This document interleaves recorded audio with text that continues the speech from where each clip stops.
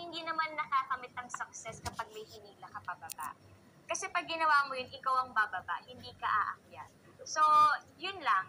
Ang masasabi ko lang, so yun, yes, conscious. Pero, di ba, may tao lang naman kakamali.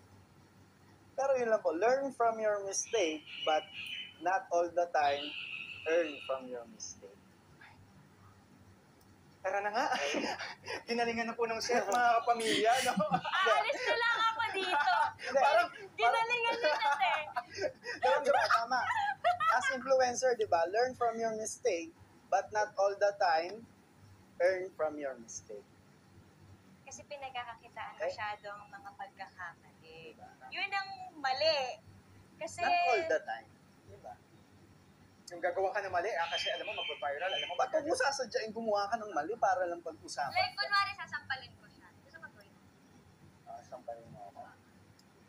Mamaya na pag-tapos. Para mag-viral. Francine Joke lang. Diaz, sinampal si chef, pwede din live sa ganon. kapamilya. Hindi naman tama yung gano'n, di ba, makakakita tayo ng nakakamit ang success kapag may hinila ka pababa.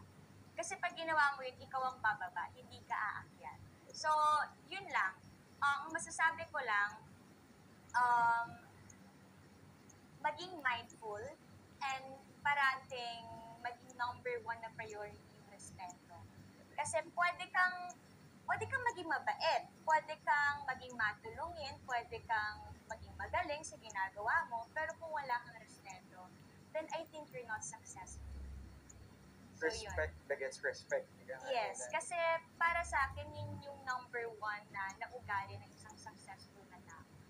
Yung nirespeto ka at yung tinataas mo rin yung kapwa mo. Hindi bukas yun kapag ka na minsan, lumalabas ako, may mga batang lumalapit. So, na-realize ko, yung influence ko rin pala nakakaabot sa ganitong mga edad. May baby, may 8 years old. So, sabi ko, okay, dapat mas mindful ako. Ganito yung gusto kong ituro sa kanila. Kasi, kumbaga, kami yung magsisilbi din isa sa mga guide nila. Yung mag-guide sa kanila na ganito pala dapat. Kasi hindi ako perfecto, pero syempre kung meron man akong may isi-share or ma-i-influensya sa mga bata, syempre doon tayo sa tama, sa mabuti. Ayaw naman nating lumaki yung mga next generation ng balahuran, masama ang ugali. So yun, yes, conscious ako. Pero, di ba, may tao lang naman kakamali. Pero yun lang po, learn from your mistake, but not all the time, earn from your mistake. Tara na nga. Ginalingan na po ng chef, mga kapamilya, no? Dahil nakaka-entertain kayo ng ibang tao, pero sana pag nandun na po kayo, or pasimula pa lang po, nagpaplano pa lang, huwag niyong kakalimutan na maging responsable po kayo sa lahat ng gagawin.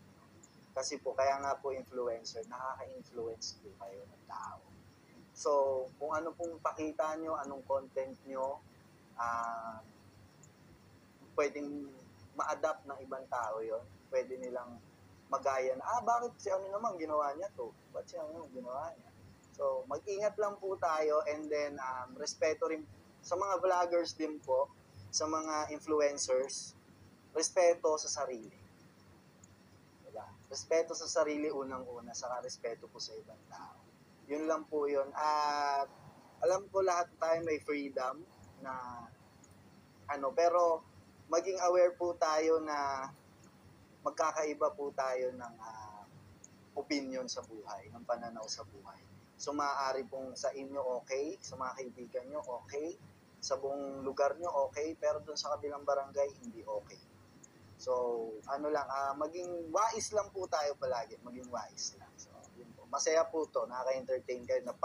Sipin nyo, napapasaya nyo yung mga malulungkot na tao, yung mga kailangan maglibang, yung mga nasa trabaho na nalulungkot, di kasama ang mga pamilya. So, yun lang po ang isipin nyo. Be responsible. Gamitin sa tama yung influence. Lalo ngayon mga bata ang nasa social media. Halos karamihan ngayon ang nagda-download ng YouTube, ng Instagram, ng TikTok, ng Twitter, ng Facebook. mga bata. So, yun yung nakakakita sa inyo. So, ano ba yung gusto nyong gayahin sa inyo ng mga bata? Yun lang. Ikaw, Jim, may conscious effort ba na parang, syempre, as artist, celebrity, ganyan, na parang,